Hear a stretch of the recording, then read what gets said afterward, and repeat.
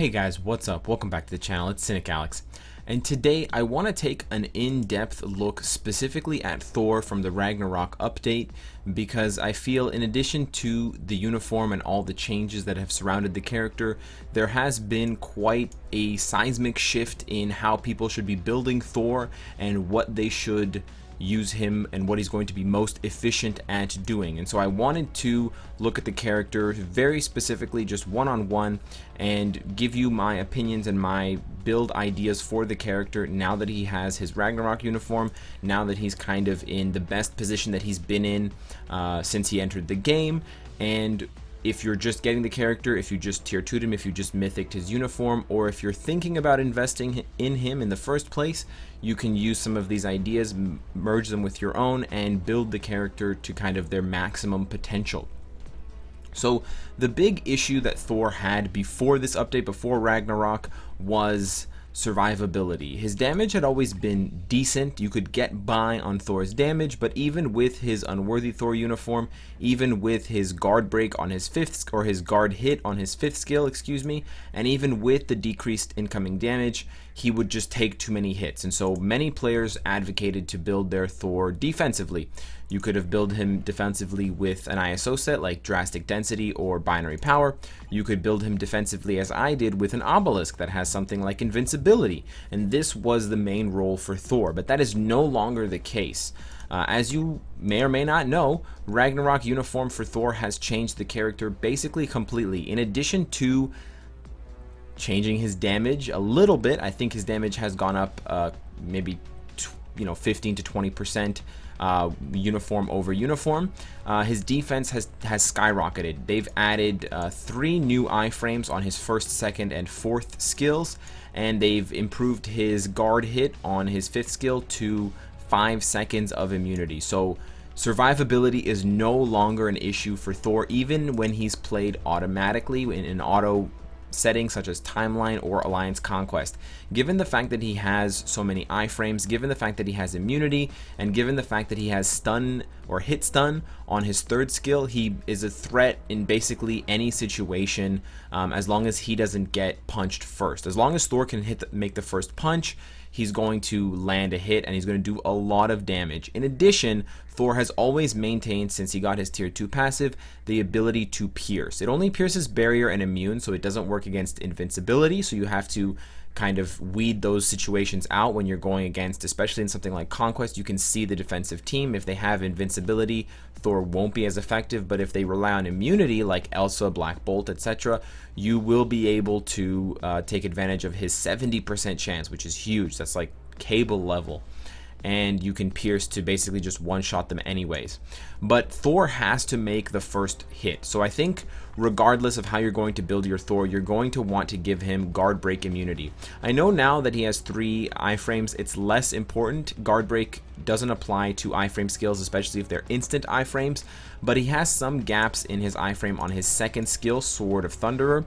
He has a wind-up on his fourth skill, Battle Rage, so it can be guard broken. His fifth skill is a huge target for guard break, because although he does jump off the ground, he does not get any kind of iframe, so he can get knocked out of that. It's very similar to Thanos' fifth skill. There's a long kind of gap there, that window to get knocked off. And his third skill, again, no iframe, no protection. The damage is great, it's got hit stun, but he is vulnerable to guard break, and then he'll get punished and he'll get shut down. So you want to prioritize guard break immunity on his Obelisk, but from there you can build him super offensively. So I would recommend going with an offensive ISO 8 set. If you have already rolled Drastic Density or Binary Power, you can open up a second slot, but I do think that more damage is going to be better for him, because he just wants to kill the enemy as fast as possible, and he has the tools to do so, especially with the ramp up damage on Call the Lightning. Even post bug fix, it still does tremendous damage, and the change to his 4-star passive also buffs his damage even further. As far as his Uru go, it's again, I want to advocate more damage, crit rate, crit damage, whatever he needs to complement his final form. in addition to, of course, energy attack. I only have the energy attack right now, but I'm going to be giving him crit rate and crit damage. I'm probably going to focus more on crit damage because, as you can see, 161 is pretty low. But if you can get it on an obelisk, you won't have to get it on an ISO or on the Uru. As far as the obelisk goes, in addition to guard break, of course, lightning damage is going to be premium. If you can't get lightning damage, you could try for something like crit rate or crit damage, but then a damage proc is going to be very useful, especially if you can time it on his 5th skill or his 4th skill. It's going to one-shot most characters even through their immunity, so it's going to be useful for any manually played game mode, King of the Hill, etc. You could still go for invincibility, but I find it's less and less useful unless he's taking on multiple opponents. So if you want to solo a high-level Rumble, if you want to do one of the last stages of Shadowland and it's just Thor, then the invincibility may come in handy, but it's very easy to rotate through all of his skills and get through the iframes, get through the immunity, and put almost no gap in between his downtime and when he can get hit, to the point where the immunity or the invincibility effect just doesn't put as much value on the character as a damage proc would. If you kill the character before they can kill you, you don't need to be invincible. That's kind of the idea here. The other thing I wanted to mention is, as far as his uniform upgrades go, he does have a few kind of bad uniforms. So if you want to prioritize how you want to build up his uniform, the second one is probably the most important to get, because Elsa's Monsters Unleashed uniform is good, and even if you build that one up, there's nothing wrong with that. It's her best uniform thus far, and it's going to benefit Thor the most.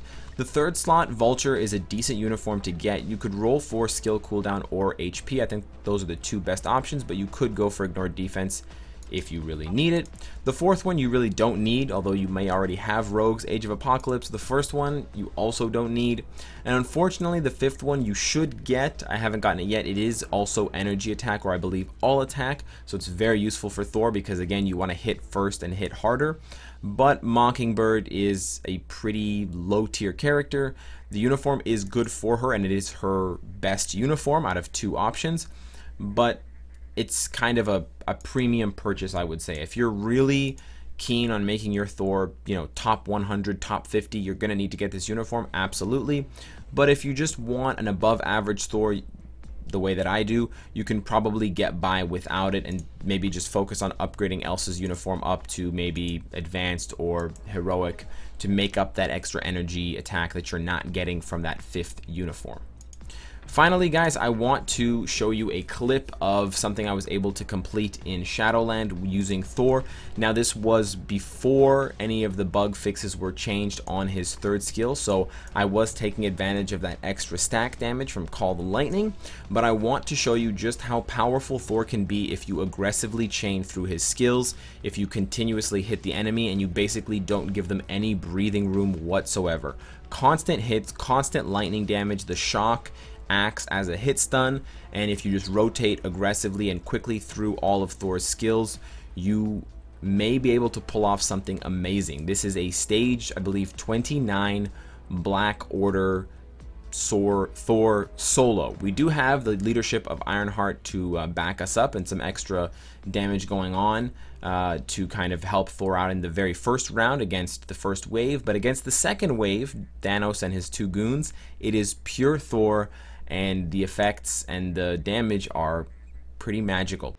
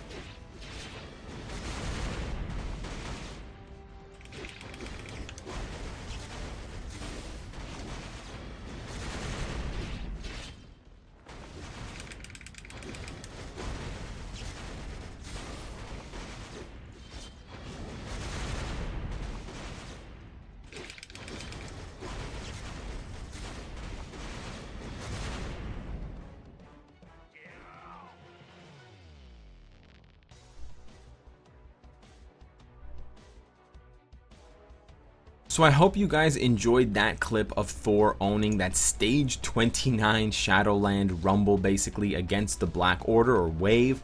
I was surprised by his ability to just kill it with damage, especially in that second round against Thanos, but that shows you the upper limits of the character, and that's not even fully geared out. My Thor is only rank about 6,000, so you can aspire to even larger feats of greatness and skill than I displayed, especially if you rank out as Uru, especially if you give him a damage proc instead of invincibility. But that is the start of the more offensive oriented Thor, and I expect to see more and more highlights of Thor doing crazy stuff and really dominating, so more end game content than he's ever done before. So let me know what you guys think of this new Thor build and this new direction for the character. Let me know if you have any suggestions or any tweaks that you would add to the build or change. Subscribe if you're having a good time, and of course, if you like what you see, I hope to see you again tomorrow.